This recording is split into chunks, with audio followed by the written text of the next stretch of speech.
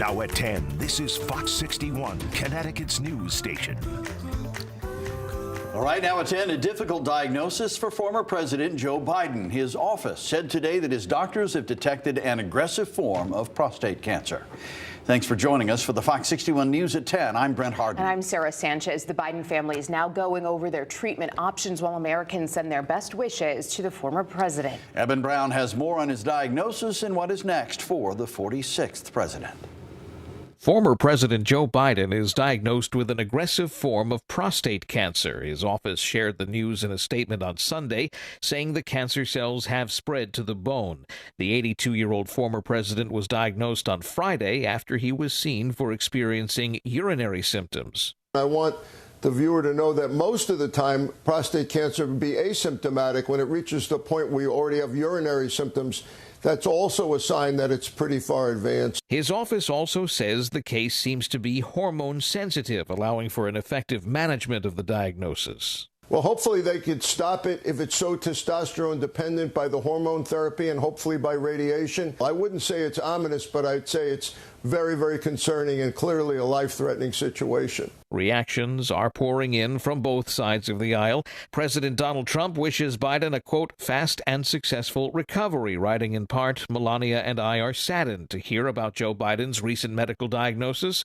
We extend our warmest and best wishes to Jill and the family. Former Vice President Kamala Harris calls Biden a fighter, writing on X, I know he will face this challenge with the same strength, resilience, and optimism that have always defined his life and leadership. I think the American people and people in general, when they see somebody facing a diagnosis with this, have sympathy. Those on both sides are calling this an inappropriate time to play, quote, politics. Donald Trump Jr. shares an image on X that wrote in part, politics aside, we wish him a speedy recovery.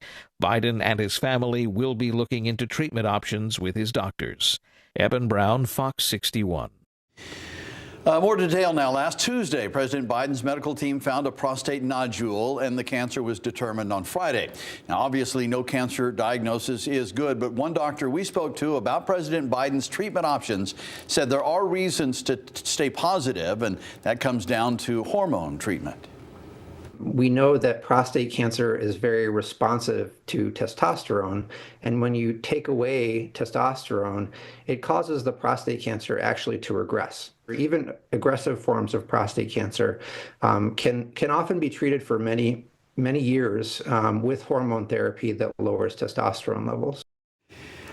We will, of course, closely monitor for updates on the former president's condition. We have more coverage on fox61.com and on the free Fox 61 News app. Just scan the QR code on your screen to download it for free. All right, right now, our other top story tonight, workers at another one of Connecticut's major companies could be hours away from a strike. Thousands of union workers at General Dynamics Electric Boat in Groton are facing a midnight deadline to walk off the job. They're demanding better wages and benefits in their new contract. If they don't get those, they'll be the latest workers in our state to walk out. Fox 61's Kay Pattyfoot is live in New London tonight across the water from the EB headquarters with the countdown to midnight. Kay. Employees that we've spoken to over the last few days tell us they don't feel valued. They say while the company's top executives receive bonuses, some employees are living paycheck to paycheck. People employed at Electric Boat are highly skilled workers responsible for designing nuclear submarines and other specialized equipment for the U.S. military. On Friday, employees, a part of the UAW Marine Drafters Union, rallied in New London demanding better wages, retirement security for all, cost of living adjustments, and more respect. There's frustration in the membership on where we are, why it's so hard to get a contract from a company, a billion-dollar company, and we're looking at 1% of their profits in what we're asking for. 1%.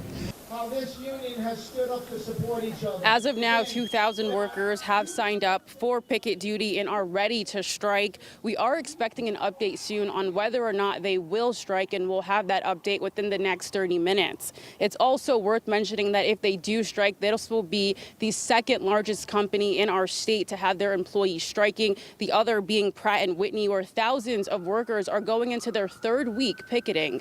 In New London, Kay Pattyfoot, Fox 61. Thank you, Kay. I'll pick up right where she left off. Today was day 13 of the Pratt Whitney strike, and if the walkout stretches into tomorrow, those workers could lose their health insurance. More than 1,000 unionized workers at plants in East Hartford and Middletown will have their benefits expire. Their last paychecks were on May 8th. The strike is over what workers call an unfair contract. The workers we've spoken to these past couple of weeks tell Fox 61 they want more pay and better job security. We reached out for an update tonight on where the negotiations stand. We have not heard back. Well, breaking news now at 10:06 tonight. A woman has been shot and is in critical condition. Officers are investigating the scene on Waterville Street. The shooting happened this afternoon, and police say the 26-year-old woman drove herself to St. Mary's Hospital after she was shot. No word on a suspect. And breaking in Colchester tonight, we've learned in the past hour first responders are searching for a missing hiker. The Colchester Fire Department said they've been searching Day Pond State Park all day. The search was turned over to DEEP. Right now, it's not clear if crews will stay on scene throughout the night. Time for the forecast. A cooler stretch this week. We could already feel it out there. Yeah, Chief Meteorologist Rachel Frank is here with what to expect. Rach. Yeah, it was nice to get the humidity out of here today. It was so refreshing in comparison. But yes, we do have a cooler week ahead, and we're also watching more wet weather, especially for later this week. We could actually see a late season nor'easter, although there's still some questions as to how close it tracks to us. Either way, we're not talking about snow this time of year. It would just be rain and wind. Here is a look at the storm that has been spinning nearby all day today. We started off with sunshine, then the clouds have thickened up, and there is actually a chance that there might be a sprinkle reaching the ground here in Litchfield County. This will be out of here as we head through the overnight hours, but Kent, maybe Morris, seeing a light sprinkle or light shower. Temperatures are in the 60s for most of the state, although mid-50s right now in Torrington, and we'll see overnight lows right around 50 degrees as we head towards daybreak tomorrow. Tomorrow we'll start the day off with lots of sunshine. Overall, it is a bright but breezy day. We will see high temperatures in the upper 60s to right around 70 degrees, and there could be some higher gusts up to around 30 or 35 miles an hour. So not enough for damage, just enough for you to notice that breeze. And temperatures will only get cooler from here, and we'll only see more clouds from here as well. So enjoy the sun and dry weather while it lasts. We'll talk about it. Your full forecast is coming up. All right, thank you, Rachel. New here at 10, people took advantage of the nice weather this weekend to get out on the water, but unfortunately one incident took a scary turn. Yeah, Rough Rapids made for a difficult water rescue for first responders in East Granby. So difficult, in fact, one of their rescue rafts ended up capsizing. Fox 61's Stephen Reels has the full story. So the Farmington River you see right behind me, right along there is where first responders say two kayakers fell in on Saturday. And while one made it to shore safely, the other one ended up stuck on a bridge piling and had to be rescued. Over the course of 3 hours, rescue crews were able to make it to the victim, but the current caused the rescue boat itself to capsize. Luckily, those emergency crews inside never gave up and made it to shore with the victim safely. However, during this time of year, one of the major risks experts warn about, aside from the raging currents, is the water temperature. So while the air temperature in parts of East Granby was in the high 70s on Saturday, the water temperature in parts of the Farmington River was barely in the 50s, according to data from the U.S. Geological Survey. And experts say that water temperature could be enough to send your body into a cold shock, which then increases your chances of drowning. I had the chance to speak with Mia Dupuy with the Deep Boating Division, and she says many people often overlook this potentially dangerous risk around this time of year, so it's best to be prepared. When people go out, they're dressed, for the way the weather is in the air, how it is on land. They're not thinking about the fact that the water is still cold, and so they're not prepared for that. So making sure that you are dressed for cold water.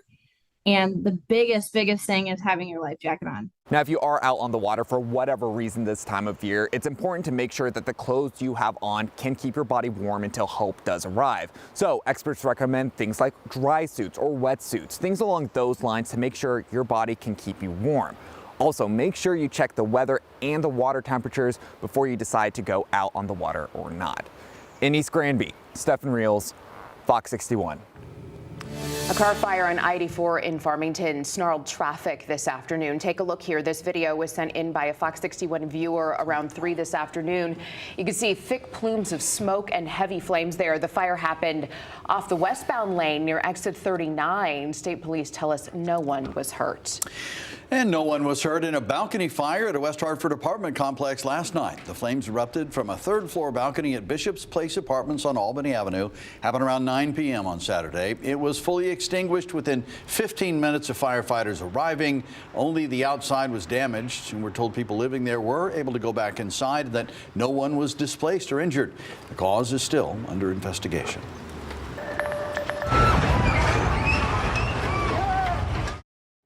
New video shows the moment a Mexican Navy ship struck the Brooklyn Bridge. This happened last night. 2 crew members were killed and dozens more were hurt. Some sailors were stuck dangling from harnesses high in the air as well. Well, tonight, federal transportation officials say they've launched an inquiry into how this could happen. They believe the water in the East River was turbulent, and that could have been a factor here. Investigators believe that water caused the boat to veer off course and crash into the bridge. It was 8:30 p.m. and the tide had just turned. A fast current was heading up the East River while 10-mile-an-hour winds set in. There are also questions whether the tugboat escort peeled away too soon, leading to a loss of control there. Engineers surveyed the bridge today. Thankfully, it doesn't have any major damage. No one driving over the bridge at the time of the crash was hurt.